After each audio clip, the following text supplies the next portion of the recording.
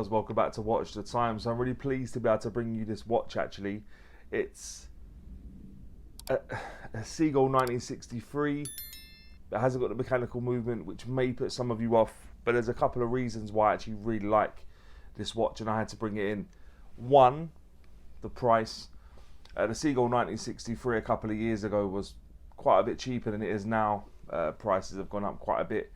And at the time of buying this watch, I bought this watch for £70. It's got a Miyota movement inside, a Citizen Miyota movement, which has got a sort of like a sweeping motion of the chronograph second hand, which looks really, really cool.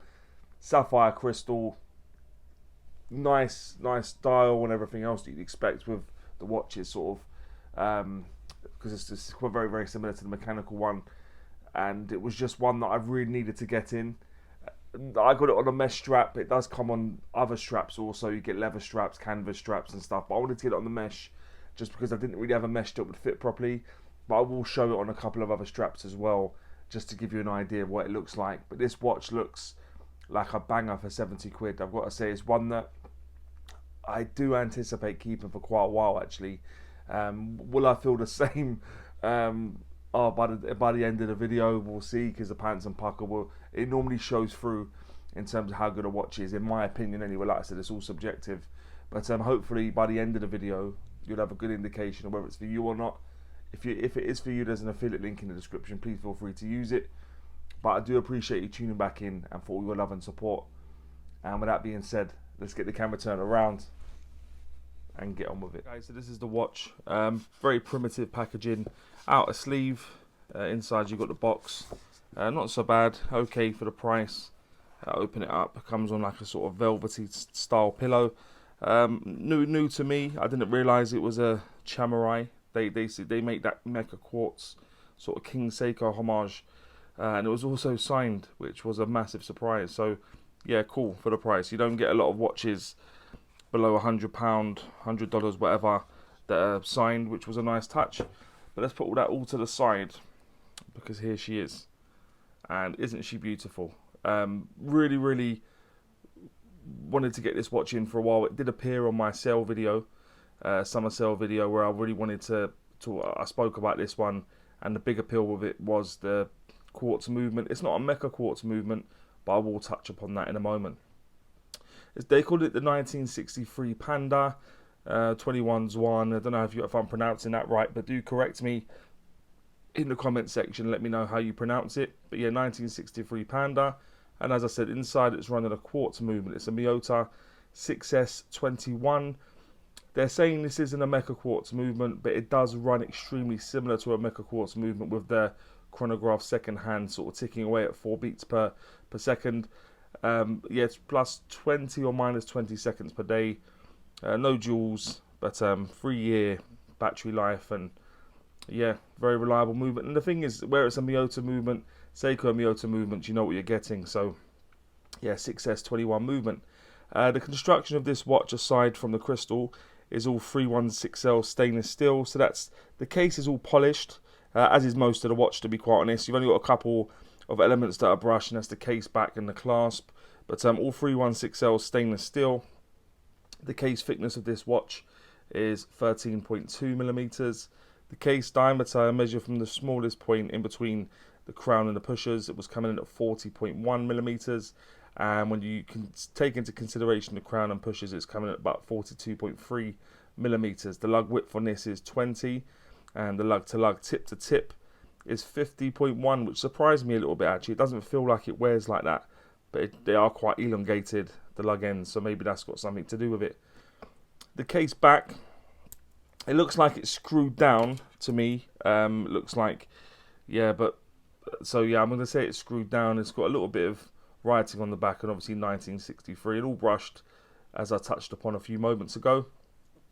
The bezel is a high polished bezel, and it sort of keeps it in keeping with the rest of the case really.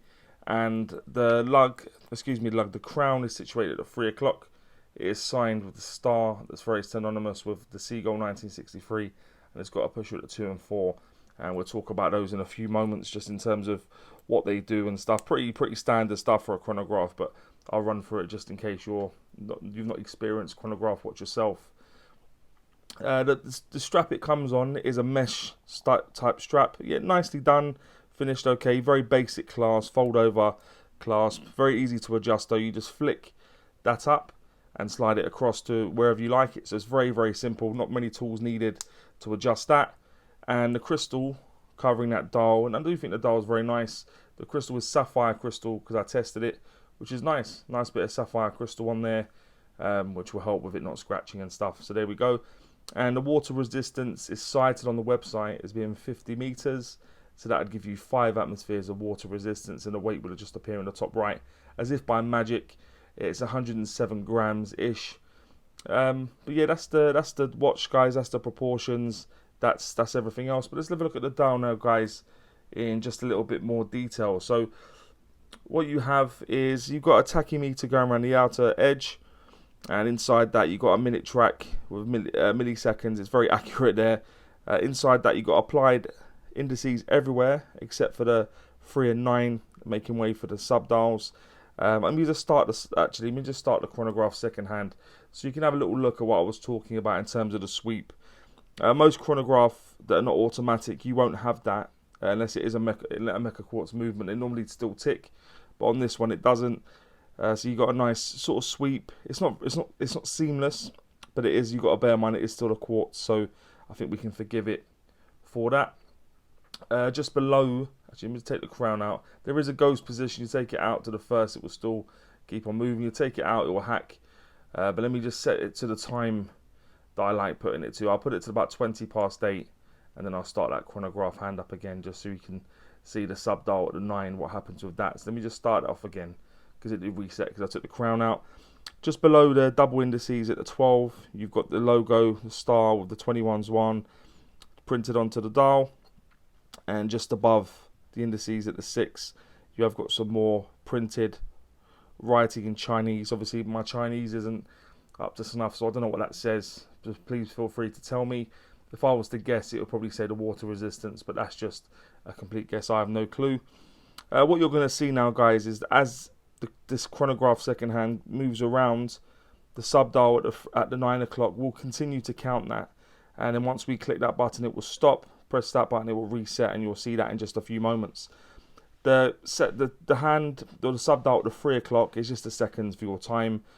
So you've got the seconds for the time, and that's the big one, is for seconds for the chronograph in terms of timing stuff and so on. A Panda dial, I like that. I do like the fact you've got the sort of white, and it's not just a plain white, it's a nice sort of effect, which I do like. And the loom, I'll bring the loom up very quickly now, without banging my camera. Yeah, loom was decent on this actually. I was quite surprised. I had very low hopes for the loom, but the loom is doing a decent job for itself. It's not too bad considering it's not a dive watch. I think it definitely passes the test with the loom, so that's all good.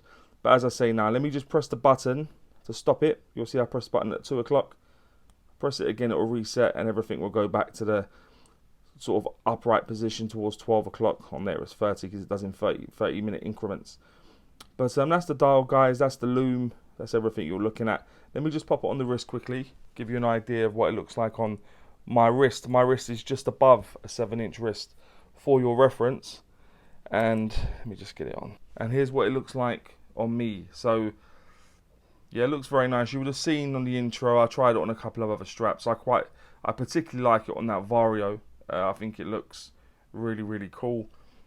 But that's what it looks like on the mesh strap. And now, guys, let me just give it a quick wipe. And now that will take me on to what I think is pants and Pukka about the watch. If you've ever watched my channel before, you know I always start with pants. I like to go on a high with Pukka. So what I think is pants is not a lot really. I'm actually really, really digging this watch. I think it's pretty cool.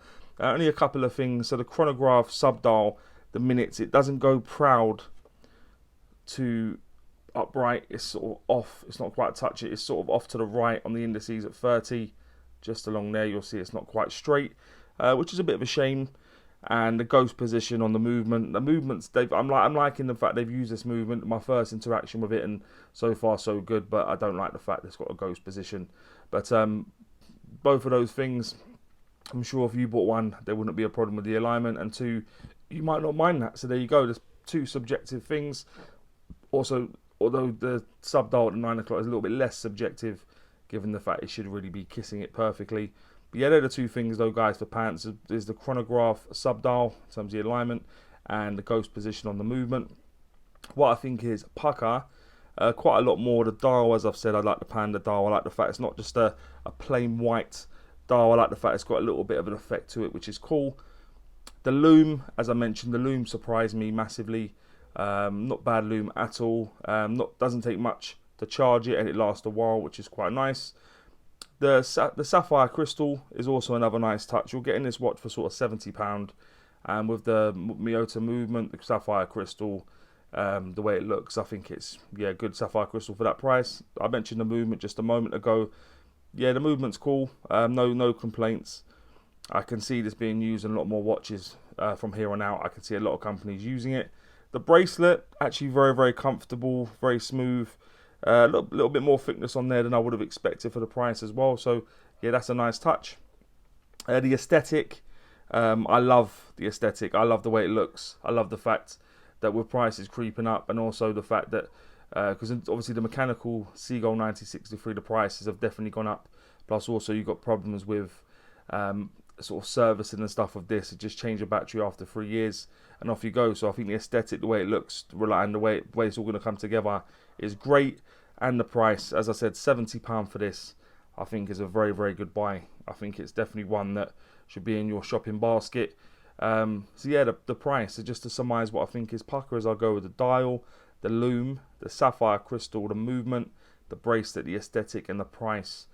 And would I recommend the watch? Wholeheartedly, yes, 100%. I think this is one I'm going to be keeping in my collection. I'm going to change it out. As I said, I'm probably going to leave it on that Vario strap. I think it looks probably the best combo that I've got for straps at the moment. But we're giving this only a 20mm lug. I think it's going to be quite easy for me to put it onto different straps and stuff. But for now, I think it's going to go on that Vario, because I've got it on the mesh strap just because I wanted to see. Yeah, I'm not going to leave it on there. But guys and girls, more importantly, please let me know what you think about this watch, and maybe any other watches you may want to see on the channel. And as always say, don't forget to like, subscribe, and always watch the time. Take care, guys. All the very best.